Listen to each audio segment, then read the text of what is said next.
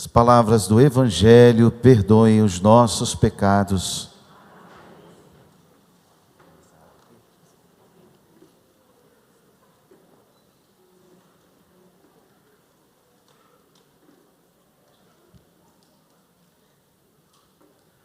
Queridos irmãos e queridas irmãs, hoje a liturgia da igreja, nesse 22º domingo do tempo comum, tem para nós uma bela catequese sobre uma virtude que tanto agrada a Deus, que nos aproxima tanto de Deus e nos aproxima de nós mesmos, que é a virtude da humildade. Essa palavra tão conhecida, tão falada e às vezes tão mal entendida. Humildade não tem nada a ver com aquilo que você veste, não tem nada a ver com o lugar que você frequenta, não tem nada a ver com as coisas aparentes. Humildade tem a ver com a disposição do coração, com as intenções mais secretas da nossa alma, em que a gente se coloca diante de Deus e diante de nós mesmos. Humildade não é aquilo que o outro pensa de você, mas aquilo que Deus sabe que você é. Humildade tem a ver com a verdade.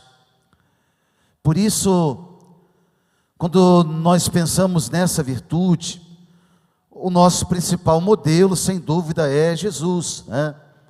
Ele mesmo disse: aprendei de mim, que sou manso e humilde de coração. Mas mais ainda, aprendemos dele não só por essa palavra, aprendemos dele por aquilo que ele fez. Na carta aos Filipenses, o apóstolo Paulo, no capítulo 2, ele diz assim: sendo ele de condição divina, não se prevaleceu da sua igualdade com Deus, mas assumiu a forma de servo, fazendo-se obediente até a morte e morte de cruz. Ou seja, a humildade de Jesus está nesse esvaziamento. Ele se esvaziou. A palavra lá no original grego é kenosis. Kenosis. Ou seja, ele sendo Deus se fez homem, se esvaziou, se rebaixou, assumiu a nossa condição humana, fazendo-se um de nós, vivendo em tudo a condição humana, exceto o pecado. Então essa palavra do Cristo é para nós o exemplo maior, diante dos muros de orgulho que se levantam dentro do nosso coração. Nós sabemos que a raiz de todos os pecados é a soberba. Todo pecado tem uma raiz de soberba, em que o eu, o ego, fica sempre no centro. E por isso nos afasta tanto de Deus. A Bíblia repete 3 vezes um versículo impressionante.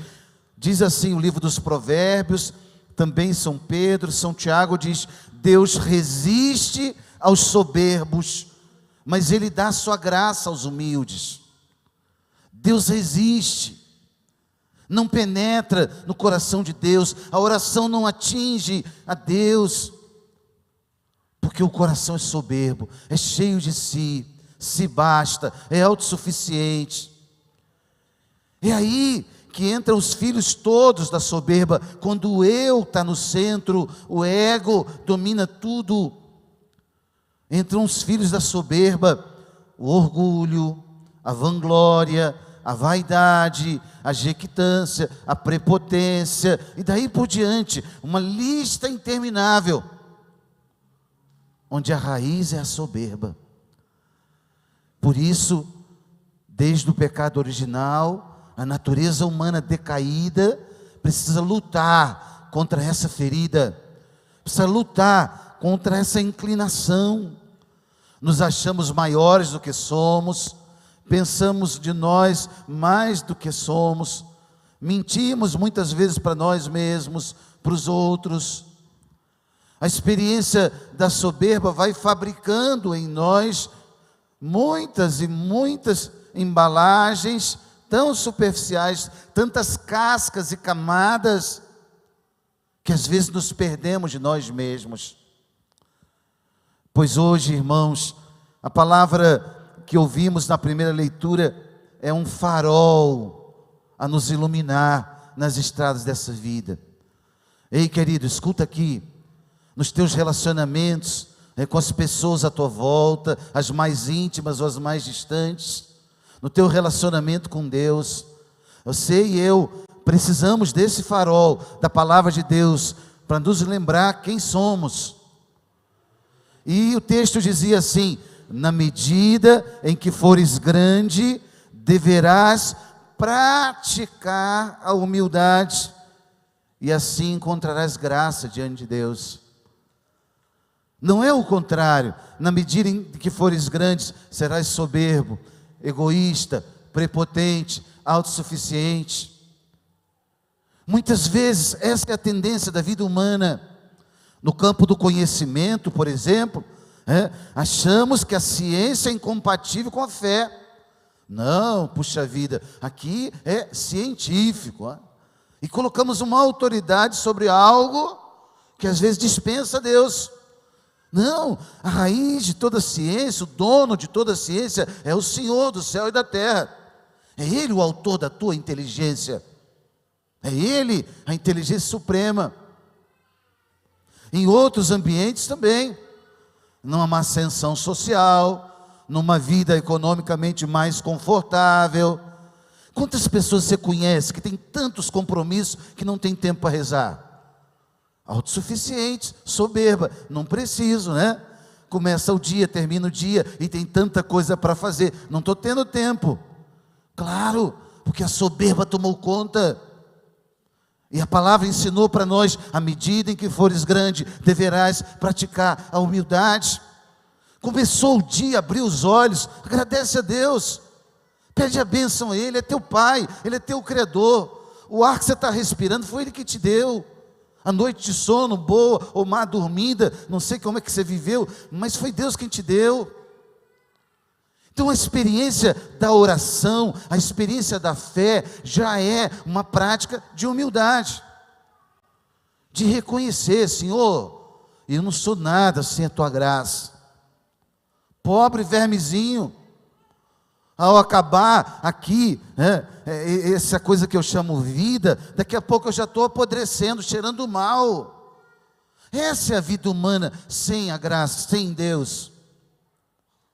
Só que a soberba não consegue enxergar isso. E vai tantas vezes nos cegando, e vamos vivendo como cegos. E é claro, as consequências, elas vão se distribuindo na nossa vida. Os relacionamentos truncados, marido e mulher dormem no mesmo leito, mas um muro de orgulho ali, né? A culpa foi dele, a culpa foi dela. Pais e filhos da mesma forma, amigos, pessoas que às vezes levamos dentro da nossa alma com uma mágoa, com ressentimento por anos. Sempre a raiz da soberba: mas eu estava certo, mas eu tinha razão, mas eu isso. É sempre o ego no centro. Meu irmão, minha irmã, volta ao que eu disse no início, uma palavra que foi escrita por Santa Teresa d'Ávila, lá no Livro da Vida, em que ela falava que a humildade é a verdade. Se eu tenho que aparecer muito, porque Deus me deu muitos dons, que bom, né? Eu tenho consciência, foi Ele quem me deu, que então apareça. Mas que se eu tenho que me manter no escondimento, porque eu não tenho aqueles dons, que bom também, Deus está me vendo aqui nesse lugar, e isso basta. Mas repare, às vezes, quando a escolha é nossa, tanto do exibicionismo, quanto do escondimento, muitas vezes, é sempre ali uma raiz de vaidade que prevalece. É o meu eu que eu defendo. Aqui a palavra vai ensinando para nós hoje, de forma linda: medida em que fores grande, procura praticar a humildade, né? Muitos são altaneiros e ilustres, mas é aos humildes que Ele revela os seus mistérios. Assim, queridos, eu disse, o maior exemplo a nós é o Cristo, a Kênosis, e o segundo, o maior exemplo é Nossa Senhora. Ela sendo mãe do Salvador do mundo, no ventre dela, quando ela vai visitar Isabel, grávida de Jesus, visita Isabel grávida de João Batista, lá na casa de Isabel, ela lembra o que Deus fez nela. A minha alma engrandece ao Senhor, o meu espírito exulta em Deus, meu Salvador, porque Ele olhou para a humildade de sua serva. Doravante, todas as gerações me chamarão bem-aventurada, porque o Todo-Poderoso fez em mim maravilhas, e santo é o seu nome. Reparem, quando Maria vai rezando o seu Magnificat, o canto de humildade dela, ela reza na fé. E a fé, irmãos, nos faz enxergar aquilo que no mundo, na correria do dia a dia, nos nossos afazeres, pode ser que a gente não enxergue. A fé vai descortinando para nós um mundo que as outras realidades da nossa vida não nos fazem ver. Maria, ela sabe que Herodes está reinando, o Império Romano dominando, mas ela, na fé, ela canta a vitória de Deus, porque tem um coração humilde. Maria olha para a realidade da sua volta, de tanta desordem, injustiça, opressão, miséria, e ela diz: o Senhor, depois do trono os poderosos, e exaltou os humildes. Sim, Ele derrubou já do trono os poderosos. Todo mundo está vendo Herodes, mas Deus já derrubou. Todo mundo está vendo aquele injusto, opressor, mas Deus já derrubou. A fé nos faz enxergar assim, a vitória de Deus na história. Deus derrubou do trono os poderosos e exaltou os humildes. Despediu os ricos de mãos vazias, aqueles que se bastavam. Esse Deus despediu de mãos vazias e saciou os famintos. Hoje, olhar para Cristo, olhar para Nossa Senhora, é para nós esse farol a iluminar o caminho da nossa vida. Hoje você vai sair dessa igreja e você vai ficar pensando nisso. Quais são as situações da minha vida onde eu tenho sido soberbo? Quais são as situações da minha vida onde ainda não tem o exercício da humildade? Às vezes em coisas simples, sabe? De um favor que alguém me faz, eu digo, por muito boa educação, muito obrigado. Mas não só por uma norma de educação, porque eu reconheço lá de dentro, que o outro me prestou uma gentileza, um favor, muito obrigado. Ou um por favor, para uma pessoa desconhecida. A humildade vai sendo exercitada nas coisas pequenas, seja aqui no sentimento de gratidão, seja na nossa prática de fé, seja na correção dos meus defeitos, e eu vou procurar a confissão, eu vou procurar a direção espiritual. O soberbo não, ele fala, eu dou jeito. O humilde fala, eu preciso de ajuda. É diferente. Isso vale para as realidades religiosas, espirituais, para as coisas humanas, mais ainda. Eu estou doente, eu preciso do médico, eu preciso do remédio. O soberbo não, fala, não, eu não preciso de ninguém não, eu me basto. E daí por diante, você já entendeu. As situações em que você fica, às vezes, irritado demais, aí você vê aquela raiz de soberba ali, sabe? Aí você se pergunta, mas por que eu estou irritado assim? É porque eu queria que a coisa fosse do meu jeito. O meu eu, o meu ego tinha que prevalecer, mas não prevaleceu, não foi do meu jeito, e aí eu fiquei irritado. E aí você vai vendo as raízes de soberba, o orgulho crescendo ali. Hoje a palavra de Deus vai nos dando pistas muito concretas para melhorarmos como pessoas, diante uns dos outros, mas sobretudo diante de Deus e diante de nós mesmos. Que tipo de pessoa tenho sido eu? Ali, na segunda leitura de hoje, o autor da carta aos Hebreus lembrava para nós isso. A humildade natural é a humildade sobrenatural. De onde é que essa humildade vai me apresentar? Onde é que ela vai me levar? O autor lembrava: vós não vos aproximaste de uma realidade palpável, simplesmente de uma epifania. Ele diz assim: vos aproximaste do Monte Sião, da cidade do Deus vivo, da Jerusalém celeste, da reunião festiva de milhões de anjos, de Deus, o juiz de todos, do Espírito dos justos que chegaram à perfeição, de Jesus, mediador da nova aliança. A tua fé te levou para esse lugar grande. Ei, querido, querida, o banquete ao qual você foi convidado é esse lugar alto, grande. Nenhum lugar na sua vida, nenhuma presença será mais importante do que a presença de Deus. Por isso, na tua oração, na tua missa, às vezes atribulado e distraído com tantas coisas, traz teu coração para a presença de Deus. Não tem nada e ninguém mais importante que essa presença. É isso que o autor está lembrando para nós. Vos aproximaste do Deus vivo, do Deus vivo. Aproveita, fala com Ele agora, abre teu coração na presença dEle, rasga a tua alma diante do Senhor, teu Criador, teu Salvador. Na humildade, vamos vivendo essa realidade nova, enxergando coisas que sem a fé nós não enxergávamos. Ao contrário, nos emporcalhávamos no pecado. Sim, a lama foi sujando a nossa alma e a gente não enxergava, só enxergava prazer, só enxergava egoísmo, só enxergava uma vida voltada sobre si mesmo. Mas a fé não, a fé abriu os meus olhos e eu comecei a enxergar agora, na virtude da humildade, que eu posso ajudar o próximo, que tem alguém precisando de mim, que eu posso olhar para a direita e para a esquerda. Talvez aquele irmão tenha muitas coisas materiais, mas ainda esteja vivendo numa indigência espiritual. Eu posso ajudá-lo. Vou rezar uma Ave Maria por você. Ei, Deus quer te ensinar tantas coisas. Vem para cá e eu posso ajudar o próximo. Essa semana, sexta-feira, estava tendo uma adoração dos jovens aqui na igreja. E eu estava na reunião do conselho da paróquia, do CPP, e acabou a reunião, depois vim aqui para encontrar os jovens.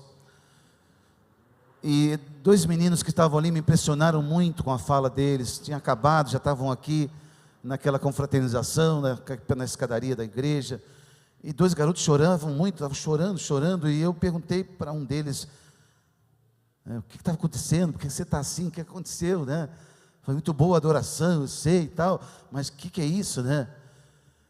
E o menino tinha sido profundamente tocado. Ele me disse uma coisa, ele disse: padre, meus pais não têm religião, eu nunca tinha entrado numa igreja. O menino tem 14 anos, e ele dizia: eu nunca tinha entrado numa igreja, mas os colegas lá da minha escola, o garoto estuda numa escola aqui da cidade, muito boa, e ele falou, os colegas da escola me convidaram, falaram que era legal vir, e eu vim com eles. E eu experimentei uma coisa tão diferente, que eu nunca experimentei isso. E ele soluçava e chorava e dizia. E aí eu tentava explicar para ele que era o Espírito Santo que estava ali atuando, chamando agora para um seguimento. Aquele menino saiu dali, né? E os outros o abraçavam e enxugavam suas lágrimas ali. Mas me chamou muita atenção aquela situação, né? Quantos ainda estão como aquele menino? 14 anos de vida, nunca entrou numa igreja. Os pais estão tão ocupados com tanta coisa. Talvez você que está aqui me ouvindo seja amigo de um desses pais, ou conhece o pai da escola, cujo filho, ou eles mesmos nunca entraram numa igreja. Fale de Jesus, anuncie Jesus. Sim, aquele menino paga uma mensalidade alta, é um colégio caro. Talvez ele tenha muita condição financeira, mas tadinho, estava na indigência, passando fome. E se morresse assim com 14 anos, nunca teria experimentado a presença de Jesus, a presença da fé. Na humildade, nós precisamos oferecer Jesus para as pessoas, humildemente. Quando alguém olhar para a sua vida e ver que você melhorou tanto, e você tem que dizer com todas as letras: porque foi Deus. É Deus quem me sustenta todo dia. E você vai entendendo isso. Ontem à noite eu li uma capa de um jornal, uma manchete de um jornal, que chamava a atenção por um escritor famoso que faleceu na última sexta-feira. Ontem, aliás, faleceu ontem. E falava da sua solidão, porque não tinha nenhuma ligação religiosa. A pior tragédia de uma pessoa sem a vivência da espiritualidade não é um compromisso de final de semana. A pior tragédia é a solidão ontológica que ela vive. A experiência profunda de não ter um alguém com quem, lá no profundo ser, do seu ser, com quem se dirigir. Hoje, querido, você vai voltar para sua casa e você vai pensar nessa palavra humildade. E vai combater contra a soberba. Sim, é um veneno para toda a vida, até o final da vida. Até o final da vida. Até o último dia, até as últimas horas, a gente vai ter que lutar contra a tentação da soberba. Mas vale a pena, para ganhar o céu. Olha nos teus relacionamentos, olha na tua vida com Deus, se a autossuficiência não tem prevalecido. Olha na tua vida com a igreja, se você se basta, você precisa da ajuda dos outros. Vai percebendo no teu dia a dia, onde tem vencido a soberba, onde a humildade tem ganhado espaço. E tenha coragem de escutar essa palavra de Jesus hoje. Vem mais para frente, vem mais para frente, o Senhor está convidando. E você estava lá no último lugar, e você foi chamado por Jesus, porque você manifestou um coração humilde, e Ele te dizendo: filho, vem mais para frente, tem um lugar para você aqui. Ei, filho, filha, ei, você é meu convidado de honra, vai. Você já dobrou teu joelho, já manifestou teu coração hoje, humilde diante de mim. E Jesus vai dizer: vem mais para frente. E no banquete celestial, Ele prepara para nós esse lugar. Essa é a humilde palavra de hoje, dessa liturgia. Espero que ela tenha te ajudado. Se não te ajudou, invoca o Espírito Santo para que Ele te ajude ainda mais, para que essa palavra seja vida na sua vida. E invoque a presença da minha, da sua, da nossa Mãe Maria Santíssima, que ela seja para nós essa escola de humildade com quem nós precisamos tanto aprender. Em nome do Pai, e do Filho, e do Espírito Santo. Fiquemos em pé, irmãos, e rezemos juntos. Creio em Deus Pai, Todo-Poderoso.